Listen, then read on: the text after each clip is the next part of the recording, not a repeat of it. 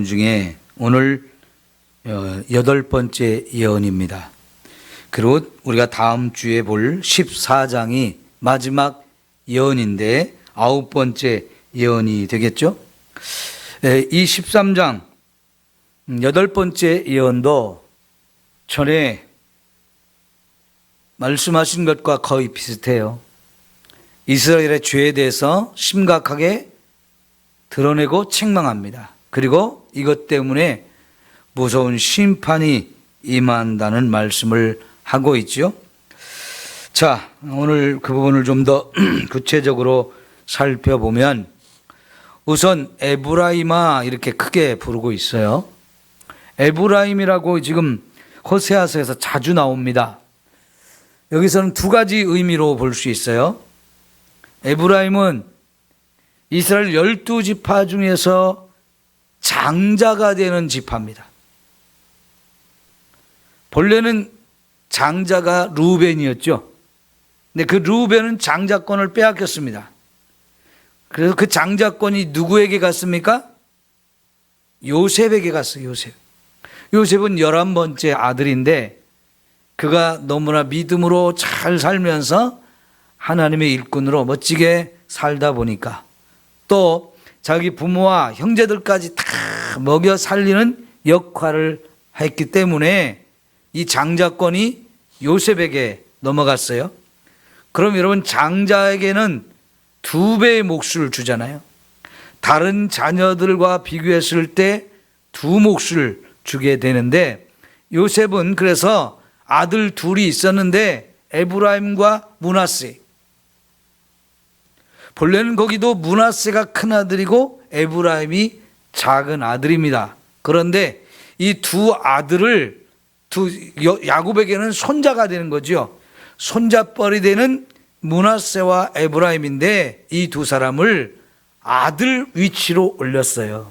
요셉의 위치로 두 아들을 올려서 요셉에게 2몫을 주어가지고 결국 에브라임과 므낫세가 각각 한 지파씩 돼가지고 야곱의 축복을 요셉이 2배로 받게 됩니다. 이게 바로 이제 요셉이 야곱에게 장자권을 준 축복의 이야기가 됩니다. 그런데 므낫세와 에브라임 중에서도 하나님은 이 작은 아들인 에브라임을 큰 아들보다 더 큰 자로 세우셔서 진짜 장자는 요셉의 아들인 에브라임에게 이 장자권을 주게 됩니다. 이 장자권이 이제 가나안 땅에 들어가서 땅을 차지할 때 그게 이제 구체적으로 드러나게 되어지는데 요셉 2지파가 이렇게 요셉의 아들 둘이 2지파가 되어지면서 둘이 딱 이렇게 땅을 분배를 받게 되지요. 다른 지파에 비해서 요셉 지파는 그래서 2배의 땅을 더 많이 받게 되어지고 그러면서도 에브라임이 장자가 되어지는 축복을 누리게 되어지거든요. 그래서 여기 지금 에브라임이라고 부를 때 첫 번째 의미는 이 에브라임 지파 전체를 의미합니다.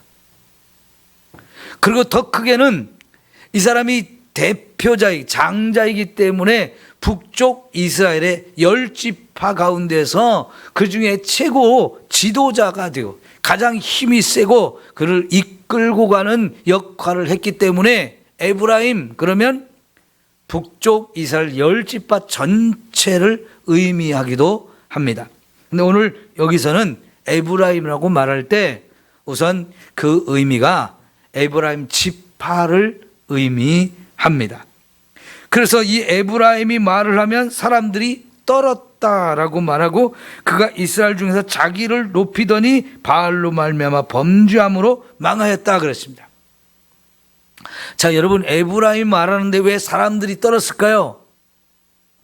사실 에브라임이 이렇게 장자권을 갖게 되다 보니까 지가 잘났다고 자꾸 큰 소리를 치는 거예요. 그러면서 다른 지파를 무시하는 겁니다. 사실 이스라엘은 12지파가 있고 그 중에 장자가 있다 할지라도 하나님께서는요, 장자라고 더 그 권위를 더 준 건 아닙니다. 다 동등해요. 다 평등하다는 얘기입니다. 그런데 그런 가운데서도 에브라임이 자꾸 자기가 장자권이 있다고 하면서 큰 소리를 치고 다른 지파를 억압하고 막 강압적으로 독재를 하다 보니까 에브라임이 말을 하면 사람들이 떨게 되었다는 얘기죠. 다른 지파를 무시하고 꼼짝 못하게 하고, 그러니까요, 이 에브라임의 소리가 점점 커지는 거예요. 사실 남과 북이 나라가 갈려질 때도 여로보암이라는 사람이 첫 번째 왕이 되었는데, 그 여로보암도 결국은 에브라임 지파 사람이었어요. 그 자기 지파에서 왕이 나왔거든요. 그러니까 에브라임이 목소리가 더 커지는 거예요. 여로보암이라는 이 왕도 자기 지파 사람들이 자기를 도와줘야 자기가 힘이 생기니까 자기 지파 사람들을 더 챙기고 그들에게 좀 편애를 하게 되는 거죠. 그러다 보니까요, 에브라임 지파 사람들의 힘이 점점 쓰여지고 목소리도 커지고 나서기를 좋아하고 다른 지파를 무시하면서 이렇게 하다 보니까 에브라임이 말을 하면 사람들이 떨게 된 겁니다. 그 다음엔 뭐라고 말합니까? 그 이스라엘 자기를 높였다고 그러잖아요. 네, 자기를 자꾸 높이는 거예요. 근데 그러면서 결국은 사람들을 어디로 이끌고 갔습니까? 바알을 섬기는 데로 이끌고 가서 결국은 모두가 북쪽 이스라엘 전체가 바알을 섬기고 우상 숭배를 하면서 심각한 죄를 짓다가 결국은 망하게 된다 하는 거예요. 여러분, 지도자가 잘 세워져야 나라가 번성하고 국민들이 편안하고 잘 되어지는 것 아닙니까? 근데 이런 독재를 하고 강압적으로 하고 그러면서 사람들을 잘못된 방향으로 끌고 가서 결국은 다 망하게 하는 이런 지도자가 세워지면 큰 문제예요. 그래서 여러분, 우리가 지도자들을 뽑을 때마다 정말 잘 뽑아야 돼요. 국회의원이 됐든 대통령이 됐든 시장이 됐든 우리의 지도자들을 뽑을 때마다 정말 우리가 잘 뽑아야 되는데, 저는 여러분들이 전라도이기 때문에 민주당만 찍는 그거는 좀 고쳐야 돼요. 제가 뭐 특별히 민주당 편이고 뭐 국민의힘 편, 이 편을 들고자 하는 게 아니에요. 당을 보고 찍는 게 아니고 진짜 인물을 보고 우리가 신중하게 기도하면서 하나님께 물으면서 뽑아야 되는데, 이게 우리 전라도에서는 안 되고 있다는 게 참 우리 어렵게 한다고 생각합니다. 여러분, 새만금 개발청이 있죠. 이게 지금 몇 년 된 사업입니까? 국가가 주도하는 사업이거든요. 근데 새만금 이 개발청은 지금도 별로 힘이 없어요. 그러니까 이 사업이 지금 30년이 뭐 됐나요? 노태우 때부터 시작했으니까요. 대통령이 몇 명이 거쳤어요. 그래도 늘 지지부진하고 이걸 통해서 뭐 전라도 북도는 늘 목매고 있는데 요만큼밖에 못하잖아요. 이게 새만금 개발청이 진짜 큰 힘을 가지고 아주 주도적으로 일을 해가지고 확 빨리 사업을 끝냈어야 되는데 힘 하나도 없어요. 그래서 이 사업이 언제 끝날지 장담을 못해요. 그거 왜 그래요? 무조건 민주당으로 나오면 다 찍어주니까 그러는 거예요. 네? 잘해줄 것 같잖아요. 근데 기대 요만큼만 채워주는 거예요. 그 다음 대통령 또 해먹고 또 우려먹고 또 울고먹고 그러면서 되는 건 없잖아요. 우리가 스스로 견제를 하고 우리가 스스로 이런 거를 챙길 줄 알아야 되는데, 너무 쉽게 국회의원 되고 대통령 찍어주고 시장 다 찍어주고 그러니까 우습게 보는 거예요. 지도자 잘 뽑아야 돼요. 여러분, 특별히 여로보암이 첫 번째 왕이 되면서 최고 잘못한 게 뭔지 아세요? 예루살렘에 하나님을 섬기러 제사 드리러 가는 걸 길을 막고 그 하나님 대신에 사마리아 베델과 단에 금송아지를 만들어 놓고 이제부터는 이 금송아지가 우리 하나님이다. 우리 금송아지를 섬기자. 이스라엘 백성이 다 올소하면서 따라갔어요. 그리고 많은 제사장과 레위인들이 북쪽에 살다가 남쪽으로 내려갔어요. 유다로. 그러니까 그 사람들 우리 필요 없어. 그러니까 우리가 제사장 따로 세우자 가지고 레위 지파 아닌 사람들.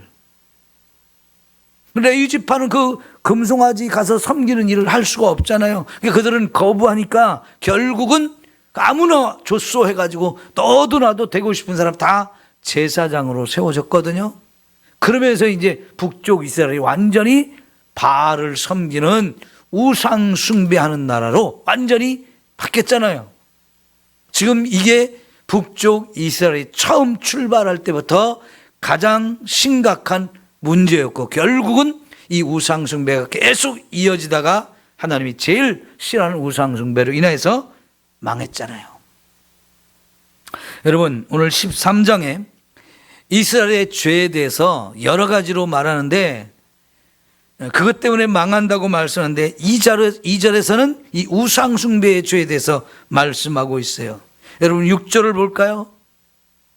그들이 먹여준 대로 배가 불렀고 배가 부르니 그들이 마음이 교만하여 이로 말미암아 나를 잊었느니라. 이 두 번째 하나님 말씀한 죄는 교만한 거예요. 결국은 그 교만함이 하나님을 잊어버려요. 그들이 배가 불러가지고 교만해졌다는 거예요. 근데 그들을 배부르게 먹여주신 분, 그 배부르게 풍성한 축복을 주신 분이 누구냐면 하나님인데, 하나님이 그렇게 해주셨는데 배가 부르고 나니까 하나님 잃어버리고 교만해졌다는 게 이 두 번째 죄예요. 세 번째 죄는 뭐냐면 여러분 9절 볼까요? 이스라엘아 내가 패망하였나니 이는 너를 도와준 나를 대적함이니라 그러지. 하나님이 끊임없이 이스라엘 뒤에서 도와주셨어요. 그런데 결국은 하나님을 배반하고 대적하더라는 거예요. 죄 하나하나가 너무 심각하잖아요. 이것 때문에 패망했다고 말합니다. 이제 15절에 가면 또 다른 죄에 대해서 말하거든요. 그가 비록 형제 중에서 결실하나 동풍이 오리니 16절입니다. 16절 사마리아가 그들의 하나님을 배반하였으므로 그러죠. 여기 배반의 죄에 대해서 말해요. 그러니까 이 13장에서 우상 숭배, 교만, 하나님을 대적한 거, 그 다음에 하나님을 배반한 거, 이 네 가지 죄에 대해서 말씀하시고 이 죄로 인해서 나라가 망하게 되었다고 말씀을 하십니다. 그런데 이 모든 죄가 남과 북으로 갈려지면서 처음 세워졌던 여로보암 때부터 그렇게 됐다는 거예요. 여로보암 때부터. 여러분, 지금 호세아가 선지자로 활동할 때는 이스라엘이 망하기 얼마 앞두고 하나님이 호세아를 선지자로 세웠어요. 근데 사실은 호세아가 선지자로 활동할 때 왕이 여로보암 2세라는 사람이었어요. 그리고 그 여로보암 2세가 잘한 게 있어요. 그가 나라를 부유하게 만들었어요. 부자가 되게 만들었어요. 그리고 강한 나라로 만들었어요. 여러분, 그러면 뭐 정말 잘한 것 같지 않습니까? 왕으로서 백성들 굶주리지 않게 해주고 나라를 강하게 만들었다. 지금도 우리나라가 가장 대통령이 되면 추구하고 대통령이 가장 신기해서 게 두 가지잖아요. 하나는 백성들 먹고 사는 문제, 하나는 남과 북의 이 대치상에서 안보 문제. 이걸 제일 잘해야 되잖아요. 근데 이 여로보암 2세는 그걸 정말 잘해가지고요, 많이 힘들었던 나라가 부유하게 됐어요. 국제적으로 관계가 막 복잡하고 주변에 강한 나라들이 많은 가운데서 이 나라가 힘이 없으면 늘 먹히고 빼앗기고 이러는데 나라 안보도 튼튼하게 만들었어요. 그러니까 누가 봐도 훌륭한 지도자이고 정말 잘하는 것 같았거든요. 그런데 오늘 우리가 이 호세아서를 계속 봐왔을 때 엄청난 죄악들을 하나님이 계속 들추어내고 책망하잖아요. 그것 때문에 망한다 말씀하잖아요. 그러니까 여러분, 경제적으로 부유하게 됐다, 국가 안보가 국방이 튼튼하다, 이것도 잘하는 거지만 진짜 중요한 부분은, 이보다 더 중요한 것은 우리가 하나님 앞에서 하나님 백성으로서 얼마만큼 믿음으로 제대로 사느냐, 이 문제가 더 중요한 거였어요. 결국은 이 문제 때문에 하나님이 너희들 지금 아무리 잘 살고 있고 국방이 튼튼하다고 하지만 너희들 망해, 하나님이 계속 말씀하시잖아요. 근데 그렇게 말씀하신 대로 실제로 얼마 안 가서 나라가 망했어요. 그러니까 이때 당시 사람들이 생각할 때는 우리나라가 이렇게 부자가 됐고 국방이 튼튼한데 뭘 망해? 선지자 말에 콧방귀를 꼈겠죠. 그럴 일은 없어. 우리가 지금 얼마나 잘 살고 있는데 다 그런단 말이죠. 근데 여러분, 이 선지자의 말이 선지자 개인의 말이겠어요? 선지자의 말이지만 선지자는 그 말을 하나님으로부터 받아서 하나님의 말씀을 대언하는 사람이에요. 하나님을 대신해서 이 말씀을 하기 때문에 이 말은 하나님의 말씀이죠. 하나님이 하시는 말씀이란 말이에요. 그런데도 이 선지자가 전해주는 말씀을 이 당시 사람들이 다 무시하고, 결코 우리 그런 일 없다, 우리 얼마나 지금 잘 살고, 자기 현실만 보면서 괜찮다고 늘 그런 거예요.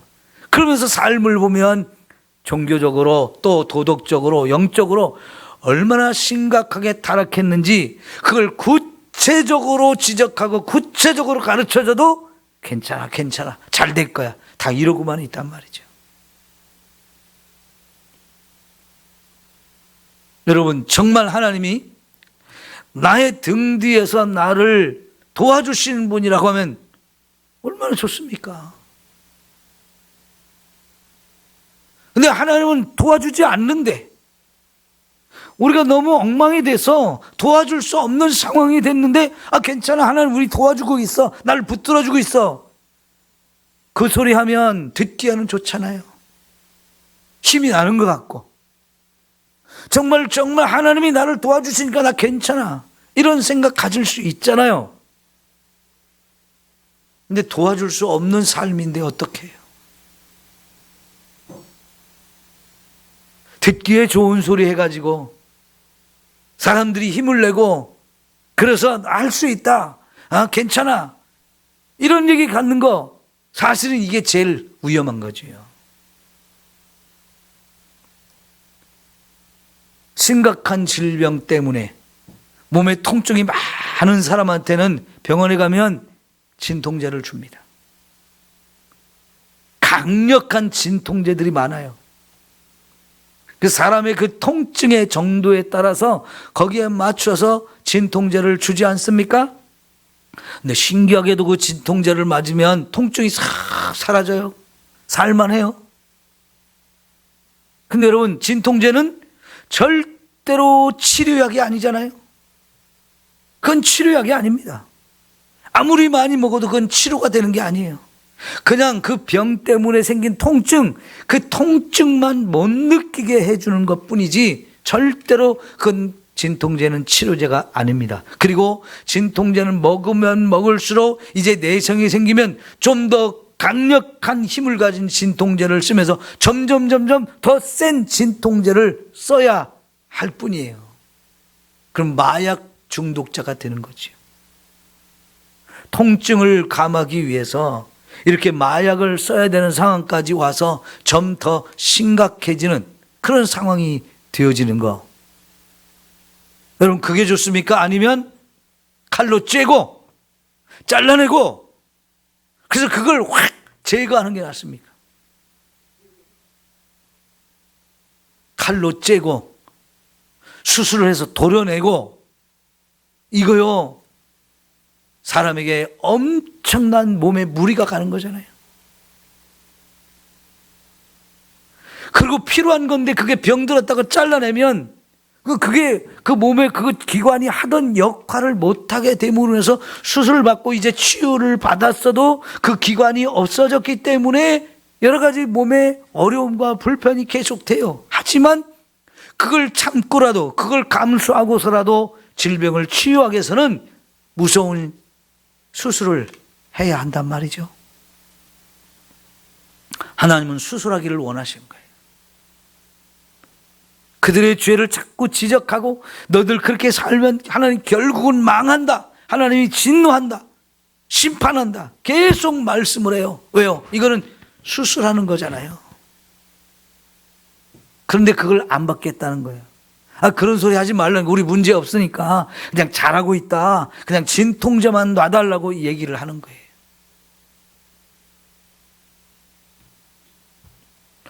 우리가 아까 정집사님 첫 번째 부른 찬송이 참 오늘 은혜가 되는 찬송이었어요. 우리는 부서뜨려야 할 것이 많은 사람들입니다. 무너뜨려야 될 것이 많은 것입니다. 깨줘야 되고 씻어내야 될 것이 너무나 많아요. 진짜 나에게 있는 그 깨져야 될 부분, 부서뜨려야 할 부분, 잘라내고 씻어야 할 부분들, 그것들을 우리가 깨닫고 하나님 나의 이 부분을 좀 깨트려 주세요. 이것 좀 무너뜨려 주세요. 이것 좀 잘라 주세요. 이 더러운 거 씻어 주세요. 그걸 깨닫고 자꾸 내어놓고 정말 하나님의 수술을 받는 이것이 있어야 우리가 살아나는 거잖아요. 하나님 그걸 원하시는 겁니다. 오늘 과거에 이스라엘 백성을 향해서 하시는 말씀이지만 이 말씀이 오늘 저와 여러분을 자꾸 돌아보고 진짜 잘라내고 깨트리고 씻어내고 무너뜨리는 이 역사가 있어야 우리가 삽니다. 그런 은혜를 누리려고 우리가 말씀을 보는 겁니다.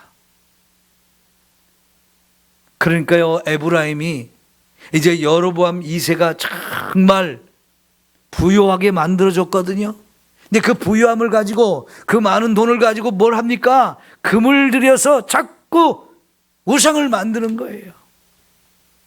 그것도 더 잘 만들고 더 멋지게 만들고 더 크게 만들고, 그러면서 거기서 제사를 드리고 그 송아지에게 입맞추라고 하는 거예요. 왜 입맞추는 건가요? 이게 무슨 표현일까요? 사랑합니다, 너무너무 좋습니다, 이런 거잖아요. 누구한테 가서? 우상한테 가서. 근데 하나님 뭐라고 말씀합니까? 그거 사람이 만든 거잖아.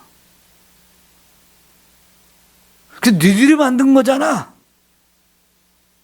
그리고 내가 신을 만들어 놓고 그걸 신이라고 섬기는 이거보다 어리석은 게 어디 있어요. 일본에 가면 진짜 우스운 꼴을 많이 봐요. 여러분, 그냥 관광지만 이렇게 돌아다니는 게 아니고 일본 사람들이 사는 동네로 들어가서 동네 하나만 조금 돌아다녀 봐도 엄청나게 여기저기 많이 볼 수 있는데 집안에도 우상 숭배하는 게 많고요. 그냥 그 울타리 이 옆에, 담 옆에 만들어 놓은 우상도 많고요. 그 사람들이 지나가다가도 거기다가 그 별것도 아닌 거, 원숭이 하나 거기 만들어 놓은 거, 물고기 모양 하나 만들어 놓은 거, 그 앞에 가서 막 절을 하고 복을 달라고 비는 거, 동전을 하나 떨어뜨리고 향을 피우고, 이런 것들이 너무나 많아요. 그 집을 들어가도 그런 것들이 너무나 많아요. 그게 다 누가 만든 거예요? 자기가 만든 거예요. 아니, 자기가 이걸 만들어 놓고, 여러분, 여기서 물을 달라고 하면, 이 컵이 나한테 물을 주는 신이라고 말하면 이 컵이 정말 물을 계속해서 나한테 주나요? 내가 여기 물을 채운 만큼밖에 물이 없죠. 다 먹고 나면 여기 물이 없는 거죠. 스스로 물이 채워지나요? 아무리 내가 목말른데 저 사막에 가서 이거 들고 물을 주세요. 나의 물을 주는 신님. 이렇게 한 다음에 얘가 물이 펑펑 쏟아져 나오나요? 그러지 않거든요.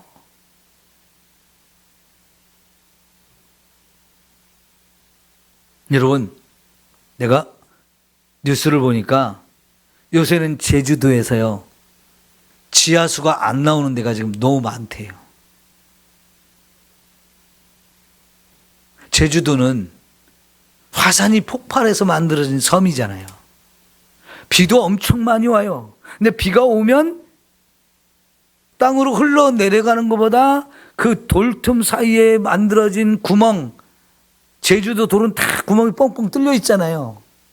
그 속으로 스며들어가서 땅 속에 지하수가 참 많은 곳이에요. 그 대표적으로 삼다수가 그 제주도에서 땅을 깊이 파가지고 거기서 지하수 끌어올린 물이잖아요. 그런데요, 제주도 가면 이 제주도의 사람들이 주로 어디에 삽니까? 산이 이렇게 가운데 한라산이 있고 쭉 내려와서 낮은 해안지대, 주로 해안지대에 사람들이 많이 살아요. 왜냐하면 땅속으로 스며 들어갔던 물이 이 해안지대에서 솟아 나오는 물들이 많거든요. 그러니까 거기가 사람이 먹을 물도 있고 또 이렇게 농사를 지을 수 있는 물도 거기서 이용할 수 있으니까 그렇게 해안지대에 주로 사는데, 그 해안지대에 땅을 파고 지하수를 뽑아 올려서 먹고 사는데 이제 그 지하수가 안 나오는 데가 많아졌다는 거예요. 왜? 그동안 너무 많이 뽑았어가지고. 그리고 물이 안 나오면 안 나오는 걸로 끝나는 게 아니고요, 땅속에 물이 이렇게 차 있으면 그건 공간이 있는 거잖아요. 근데 공간이 이제 물이 없으니까 이제는 그 땅이 꺼진대요. 심각하잖아요. 근데 땅에 지하수도 그렇게 고갈되어서 더 이상 뽑아 먹을 수가 없는 상태인데, 이거 컵을 가지고 내가 만드는데 이게 지금 내가 담아서 물을 먹다 보니까 이게 마치 컵이 물을 항상 만들어 가지고 나한테 막 공급해 주는 것 같이 생각하면서 이게 나의 물을 주는 신이다. 그러면 이게 진짜 신이 되는 거예요? 그보다 어리석은 게 어디 있어요? 근데 그런 신을 일본 사람들은 너무 많이 섬겨요. 그러면 진짜 그 신이, 자기들이 만든 신이 자기들을 지켜주고 축복하고 이럴까요? 근데 이스라엘도 그랬단 말이에요. 금이나 은이나 뭐 귀한 것, 나무나 돌이나 이런 걸 가지고 막 온갖 솜씨를 발휘해 가지고 깎고 만들고 해 가지고 막 잔뜩 우상들을 만들었어요. 바알과 아세라 여기저기 세워놓고 가서 막 빈단 말이에요. 근데 그 신하고 진짜 이스라엘을 애굽에서 구원해 가지고 가나안 땅까지 들어오게 하신 하나님하고 같아요, 안 같아요? 그러면 돌덩어리, 금덩어리가 하나님이 될 수가 없잖아요. 근데 그 짓을 하고 있단 말이에요. 그 짓이 망하는 짓이죠. 하나님이 그들을 부유하게 만들어줬더니 그 부유함을 가지고 엉뚱한 짓을 한단 말이에요. 망할 짓을 한단 말이에요. 그래서 하나님이 말씀하시기를 3절 보면 참 재밌어요. 이러므로 그들은 뭐같이 된다고요? 아침 구름같이 되고 쉬 사라지는 이슬같이 되고 타작마당에 광풍에 밀려가는 티끌같이 되고 쭉정이같이 되고 굴뚝에서 나오는 연기같이 되어진다. 여러분, 하나같이 그냥 바람만 조금만 불어도 싹 너무너무 쉽게 사라져버리는, 날아가버리는 그런 거죠. 이슬, 연기, 쭉정이, 구름, 얼마나 보잘것없어요. 그런데 이스라엘 백성들은 돈 있는 거 자랑하잖아요. 이게 얼마나 좋은 건데, 이거 없으면 못 산다면서 막 붙들려고 하고 그거 의지하고 막 자랑하고 폼잡고 온갖 그거 가지고 어리석은 죄를 짓잖아요. 그러니까 그거 하나님이 흙 불면 다 사라지게 만든다는 거예요. 여러분도 돈을 사랑하죠? 정말 꽉 붙들고 있죠? 없어질까 봐, 날아갈까 봐, 빼앗길까 봐 꼭 붙들고 있잖아요. 네, 하나님 불면 금방 사라진대요. 너무 의지하지 마세요. 너무 사랑하지 마세요. 아무리 내가 그거 지키려고 꽉 붙들어도 그건 안개 같아, 이슬 같아, 연기 같아, 쭉정이 같아. 여러분 제발 욥과 같은 마음을 가지면 좋겠어요. 욥이 무슨 마음을 가졌나요? 주신 분도 하나님이고 가져가시는 분도 하나님이시. 하나님이 영광을 받으셔야 된다면서 그게 다 사라질 때 하루아침에 다 사라졌잖아요. 그래도 그것 때문에 원망하고 이제 나 망했다고 막 땅 치면서 낙심하고 절망하고 나 어떻게 살아? 그러지 않았어요. 울고불고 왜 가져가요? 하나님 원망 그러지 않아요. 아, 주신 분도 하나님이니까 가져가시는 것도 하나님 마음이지. 그거 붙들려고 그거 막 가져갔다고 막 아이고 난리 피지 않잖아요. 하나님 마음대로 하시는 거라는 거죠. 뭐 욥이 잘못해서 그랬습니까? 그 물질 가지고 엉뚱한 짓을 해서 그렇습니까? 그거는 사실 사탄이 욥을 시기해 가지고 시험하려고 그렇게 한 건데 자기는 몰랐어요. 욥은 몰랐어요. 그러니까 하나님이 가져가셨다고 생각하면서 하나님 마음대로 하셨으니 잘하셨습니다. 하나님 뜻대로 하셔도 나는 괜찮습니다. 그것 때문에 울고불고 하지 않잖아요. 우리 그런 믿음을 가져야 되거든요. 근데 어쨌든 막 그 얼마 안 되는 것이지만 그 꼭 사로잡고 그냥 붙들고 요거 없어지면 안 된다. 이거는 꼭 지켜야 된다고. 자꾸 끌어안는 거 하나님이 기뻐하실까요? 의지하지 마세요. 돈을. 그게 전부는 아닙니다. 하나님이 계시면 되는 거예요. 여러분, 하나님이 욥한테 또 주시려고 하니까 하루아침에 또 주시잖아요. 그런데 욥이 그런 시험과 어려움을 참 힘들고 어려운 그 과정 넘어지기도 하고 쓰러지기도 하고 욥도 원망도 하고 불평도 합니다. 그런데 결국은 하나님의 시험을 통과를 잘 하잖아요. 그래서 어떻게 됩니까? 하루아침에 축복을 주는데 2배의 축복을 주시잖아요. 얼마든지 그렇게 하실 수 있는 분이에요. 지금 내게 있는 거 하나님 가져가셨어도 그것이 나를 훈련하기 위한 하나님의 방법이고 계획이 있다면 고난받는 것이 유익한 거지요. 고난받는 걸 두려워하고 고난받으면 큰일 난다 생각하고 나는 고난을 안 받아야 되는 것처럼 착각하지 마시고요. 이 고난이 나를 살리기 위한 것이구나. 나를 변화시키기 위한 것이구나. 내게 더 큰 은혜를 주시려고 하는 거구나. 내 믿음을 세우려고 하는 것이구나. 이런 믿음을 가지면 가져가셔도 감사합니다 할 수 있는 건데. 물질이라는 거 이렇게 아무것도 아니에요. 있으면 좋고 없어도 괜찮고.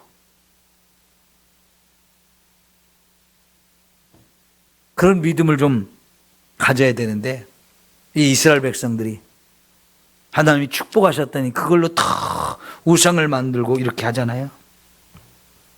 자, 2번째가 4절부터인데요. 그러나 애굽 땅에 있을 때부터 나는 내 하나님 여호와다. 나밖에 내가 다른 신을 알지 말아야 된다. 나 외에는 구원자가 없느니라. 하나님이 애굽에서 그들을 구원할 때부터 지금까지 하나님은 그들의 하나님이었고 그들이 섬겨야 될 분이 유일한 분이었고 그들을 구원하시는 하나님이었다는 거예요. 내가 마른 광야 땅에서도 너를 알았다. 40년 광야 생활할 때도 하나님 계속 그들과 함께하면서 그들을 책임져 주시고 그들을 인도하시고 지켜주시고 하셨잖아요. 그런 하나님인데 그들이 먹여준 대로 배가 불렀고 배가 부르니 그들의 마음이 교만해서 이로 말미암아 나를 잊어버렸다는 거예요. 배가 불러졌다는 거지요. 하나님이 배부르게 만들으셨어요. 얼마나 귀한 축복입니까? 광야에서도 굶주리지 않게 해주셨어요. 목마르지 않게 해주셨어요. 거기다가 광야 생활 끝나고 가나안 땅에 들어가서 마음껏 내 땅 주시고, 농사 지을 수는 이 과수원 다 주시고, 목축업 마음껏 젖과 꿀이 흐르는 땅에서 살게 해주셨는데, 이제 배가 부르니까 하나님 잊어버려요. 참, 이게 인간의 어리석고 미련한 거거든요.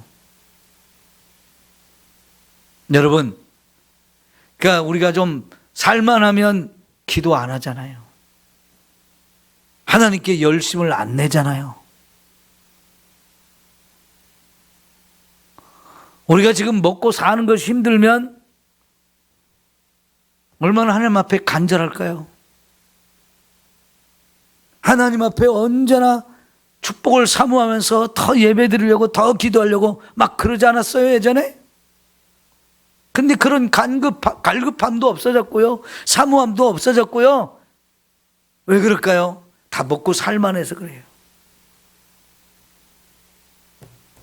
이게 인간의 어리석은 모습이죠. 그래서 하나님이 어떻게 하십니까? 내가 그들에게 뭐와 같이 되고요? 사자같이 되고, 그 다음에 표범같이 되고, 새끼 이룬 곰같이 되어가지고 그들을 만나서 갈기갈기 찢어버리겠다는 거예요. 암사자같이 그들을 삼켜버리겠다. 들짐승이 되어서 그들을 찢어버리시겠다라고 말씀하세요. 여러분, 이런 사나운 맹수를 만나면 우리는 대부분 겁부터 먹게 되죠. 그런 맹수와 싸워 이길 수 있는 사람, 다윗 같은 사람은 했지만 대부분 못 하잖아요. 이런 맹수들을 만나면 끝장날 수 있는 거예요. 하나님이 이스라엘에게 이런 사나운 들짐승 맹수가 되어서 이스라엘을 막 찢어버리겠다는 거예요. 얼마나 무서운 심판입니까? 하나님의 백성인데, 하나님이 구원한 사람들이고 막 너무너무 사랑해 준 사람들인데 결국 이런 꼴이 난다는 거, 있어서는 안 되는 일인데 이 지경까지 간 거예요. 왜 그랬을까요? 하나님의 분노가 더 이상 견딜 수 없을 만큼 잦기 때문이죠. 다시 9절부터 보세요. 이스라엘은 네가 패망하였나니 이는 너를 도와주는 나를 대적함이라 그랬어요. 그렇게 하나님이 많이 도와주셨는데 그 하나님을 대적하는 자가 되었다는 겁니다. 보십시오. 전에 내가 이르기를 내게 왕과 지도자를 주소서. 예, 우리의 나라에도 왕이 필요합니다. 사사시대에 막 힘들고 어려웠다고, 지도자가 없어서 그렇다고 왕을 세워줘야 된다고 막 그래가지고 사울 왕을 세워줬잖아요. 다윗 왕도 솔로몬 왕도 다 하나님이 세워준 사람들이잖아요. 다윗과 솔로몬이 잘한 것 같지만 나머지 왕들 참 잘못된 왕들이 너무 많았어요. 우리 아까처럼 에브라임이 큰 소리 치면서 지도자의 위치에 섰지만 잘못된 길로 인도하는 게 너무나 많았거든요. 내 모든 성읍에서 너를 구원할 자, 곧 내 왕이 이제 어디 있느냐, 내 재판장이 어디 있느냐 하나님 물으셔요. 그렇게 세워달라고 왕이 필요하다고 해서 왕들을 세워줬는데 지금 그 왕들이 너희들을 제대로 책임이나 져주고 바른 길로 인도해 주었느냐 하는 거예요. 재판장도 마찬가지로 다 타락했다는 거예요. 잘못된 길로 인도하는 이런 지도자들, 그래서 하나님이 이제는 하나님이 그들을 다 패해버리고 없애버리겠다는 거예요. 책임져 줄 사람이 없는 거예요. 의지할 사람이 없는 거예요. 그러니까 헛된 것을 의지했고 헛된 것을 붙드니까 결국 하나님을 붙들어야 되는데 아무것도 아닌 걸 붙들고 거기에 의지하니까 하나님이 이걸 다 패하였다. 11절 보세요. 내가 분노함으로 내게 왕을 주고 진노함으로 패하였다. 왕을 줄 때도 분노함이 있었어요. 잘못된 걸 구하기 때문에. 그러나 그들이 너무 구하니까 그럼 알았다 하면서 왕을 세워줬었는데 그때도 하나님이 원치 않은 거였어요. 하나님이 왕이 되면 됐는데 인간 왕, 눈에 보이는 왕을 원했거든요. 그러니까 하나님의 왕 되심을 거부한 거죠. 결국은 그들이 잘못했다는 걸 깨닫기 위해서 왕들을 폐하시잖아요. 그래가지고 12절에 뭐라고 말합니까? 에브라임의 불의가 봉함되었고 그 죄가 저장되었다. 여러분, 이들이 지은 죄를 하나님이 꼭 싸매어두고 꽉꽉 채워서 저장을 했다는 거예요. 왜 그 죄를 그렇게 막 쌓아놓습니까? 꼭꼭 싸맵니까? 그게 막 보배입니까? 죄는 버려야 되잖아요. 근데 그걸 모아놓고 쌓아서 지금 잘 보관하고 있다는 거예요. 왜? 한 번에 그냥 탁 심판하시려고. 무서운 얘기잖아요. 그래서 여러분, 죄를 자꾸 회개해서 이 죄를 없애버려야지. 죄가 회개를 안 하면 결국은 우리의 죄가 쌓입니다. 쌓여. 꽉 쌓입니다. 여러분, 폐차장에 가면요, 큰 트럭을 불러가지고 그동안 쌓아놓은 폐차덩이를 막 꽉꽉 눌러가지고요, 고철덩어리 막 눌러가지고요, 꽉꽉 압축해서 이걸 큰 트럭에 싣고 용광로가 있는 데로 갖고 가요. 근데 그때 누른 철, 이제 쇳덩어리들 얼마나 압축을 많이 했는지 막 뜯어내려고 한번 해보세요. 그거 쉽게 뜯어지겠습니까? 압축을 꽉 시킨 거 쉽게 뜯어낼 수가 없어요. 저는 회개하면서 그걸 느꼈어요. 내 죄를 하나씩 찾아내서 그거를 회개할 때 얼마나 그게 어려운지, 마치 그렇게 고철덩이들을 꽉 압축을 시킨 것처럼 죄가 막 꽉 쩔어붙어 가지고 그 하나 떼내 가지고 하나님 이 죄 용서해 주세요 하는 게 너무 힘든 거였어요. 사탄은요, 죄가 없는 것처럼 자꾸 우리를 눈을 가려서 죄가 생각나지 않게 해요. 그리고 죄를 우리가 떼어나는 걸 사탄이 자꾸 방해해가지고요, 자꾸 그거를 죄가 아닌 것처럼 자꾸 위장해가지고 괜찮은 것처럼 자꾸 만들어요. 그래서 이 하나 죄를 찾아서 회개하는 게 그렇게 어렵더라고요. 그때 하나님이 보여준 환상이 그렇게 막 쇳덩어리를 쫙 압축한 것처럼 내 죄가 내 속에 꽉 들러붙어 있는 거, 이런 걸 보여주시더라고요. 제가 너무 소름이 끼쳤어요. 그런 죄를 하나님이 생각나게 해주시고 제가 깨닫게 해주셔서 이걸 뜯어내가지고 철저하게 회개할 수 있도록 해주세요. 너무 몸부림치면서 회개를 했어요. 회개가 정말 힘들어요. 왜요? 너무 많이 쌓여서 이젠 죄가 아닌 것처럼 보이는 거예요. 그거 별거 아닌 것처럼 자꾸 생각하게 해서 남들도 다 그러는데 뭘 합리화시키고 눈을 가리고 회개를 못하게 만들어요. 우리의 마음이 그렇게 죄가 탁 눌러붙어 있다는 거, 눌러붙어서 이게 안 떨어져 나고 회개가 안 된다는 걸 여러분 기억하시고, 진짜 그런 것까지 다 뜯어내서 철저하게 회개할 수 있도록 몸부림을 쳐야 돼요. 그래야 진짜 회개가 되는 겁니다. 그래서 하나님 뭐라고 하냐, 해산하는 여인의 어려움이 그에게 임할 것이다. 우리 여자분들은 해산의 고통이 얼마나 큰지 평생 잊을 수 없는 고통이죠. 하나님의 심판이 임할 때는 그런 고통이 임한다는 거지. 얼마나 끔찍하고 얼마나 무서운 심판의 고통인지 우리가 느끼게 하신다는 거예요. 더 심각한 것은 해산할 때가 됐는데 애가 안 나오는 거예요. 그럼 어떻게 되는 거야? 죽습니다. 고통은 고통대로 당하다가 엄마도 죽고 아이도 죽는 거잖아요. 이게 제일 무서운 거잖아요.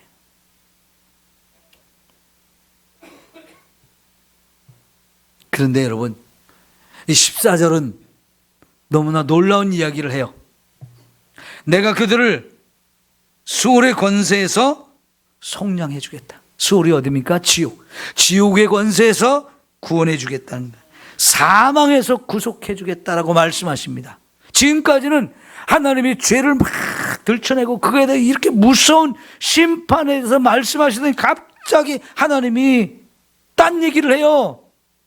너희들 지옥에 멸망당하는 그 자리에서도 내가 구원해 주겠다는 얘기를 하는 겁니다. 그러면서 하신 말씀이 뭡니까? 사망아 내 재앙이 어디 있느냐, 스올아 내 멸망이 어디 있느냐라고 말씀하는데, 이게 고린도전서 15장의 부활에 대해서 쫙 말씀하실 때 고린도전서 15장 55절에 사망아 너의 쏘는 것이 어디 있느냐, 사망아 너의 공격하는 게 어디 있느냐, 막 사망에서 조롱하는 말이 바울이 말하는데 그게 이 말씀을 인용해서 한 얘기예요.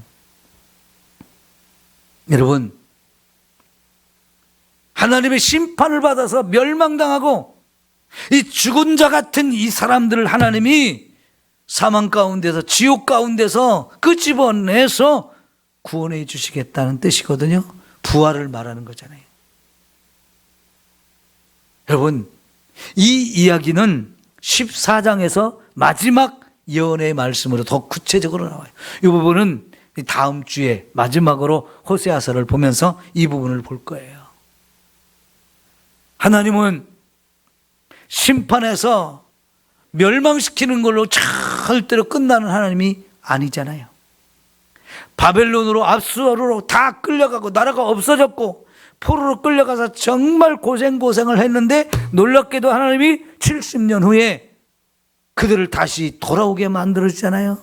성전도 건축하게 하고 성벽도 재건하고 다시 불러와서 거기서 하나님을 또다시 섬기게 해주잖아요. 이게 하나님의 계획입니다.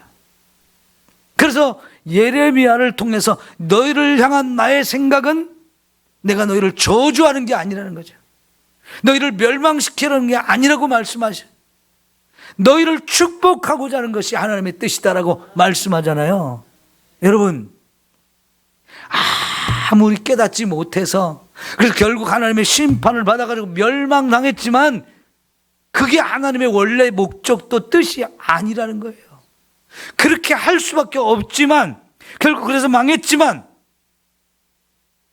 벌을 받게 하신 후에 반드시 하나님이 그들을 다시 구원해 주시는 이 엄청난 계획을 갖고 계신 하나님, 너무나 좋으신 하나님을 우리에게 소개해요. 얼마나 멋지실까요? 여러분, 지금 저와 여러분이 하나님 앞에 신앙생활을 제대로 못하는 부분이 많지요. 그래서 회개를 자꾸 하라고 하지만 또 회개를 못하기도 해요. 그러면서 끊어낼 것 끊어내지 못하고, 잘라낼 것 잘라내지 못하고, 씻어낼 것 씻어내지 못하고, 여전히 또 죄에 끌려가고 부끄러운 생활을 할 때도 많아요. 그것 때문에 우리가 심각한 하나님의 심판을 받고 마치 내 인생이 끝난 것처럼 보여질 수도 있어요. 그런데 그게 끝이 아닙니다. 그 과정을 거쳐야만 진짜 하나님이 어떤 분인지를 알게 됩니다. 하나님이 얼마나 우리를 사랑하는지를 알게 돼서 제대로 신앙생활을 하게 되기 때문에 고난도 겪게 하시는 거예요. 다 빼앗기는 고난, 다 망하는 고난, 사자에게 찢기는 그런 고난, 해산의 고통 속에 죽음을 당하는 이런 일을 겪게 하시는 것도 결국은 우리 제대로 만들려는 거예요. 그래서 욥기의 주제가 뭡니까? 내가 가는 그 길을 누가 아셔요? 하나님이 아시냐니 그가 나를 단련하신 후에는 내가 정금같이 나오리라. 그렇죠. 우리 용광로에 집어넣는 거예요. 용광로에 그냥 막 들어가서 확 다 녹아 없어졌어요. 존재 자체가 없어진 것 같아요. 그런데 그렇게 해야 불순물이 싹 빠지잖아요. 하나님이 그 속에서 정금을 만들어 가지고 우리를 새로운 모습으로 변화시켜 주시잖아요. 그게 하나님의 은혜인 겁니다. 그렇게 안 하면 내 스스로는 이 불순물을 제거하지 못하거든요.